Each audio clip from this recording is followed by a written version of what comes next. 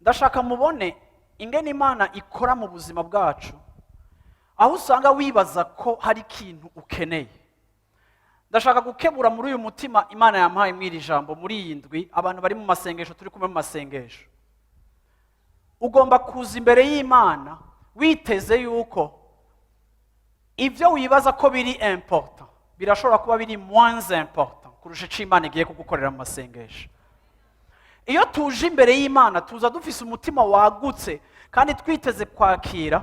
Ego turazi yuko hari ivyo tuzi ko dukeneye, ariko ndashimira Imana yuko mu kuyikurikira yatumenyesheje n'ibirindi birenze ivyo twari dukeneye. Bamwe mwaje murondera amahoro, Imana ibaha ibirengeye amahoro. Abandi mwaje murondera gukira ingwara, ibaha ibirengeye gukira ingwara. Abandi mwaje murondera akazi, ibaha ibirengeye akazi. Igihe cose turi imbere y'Imana iduha ibirenze ivyo twibaza n'ivyo twiyumvira n'ivyo dusaba.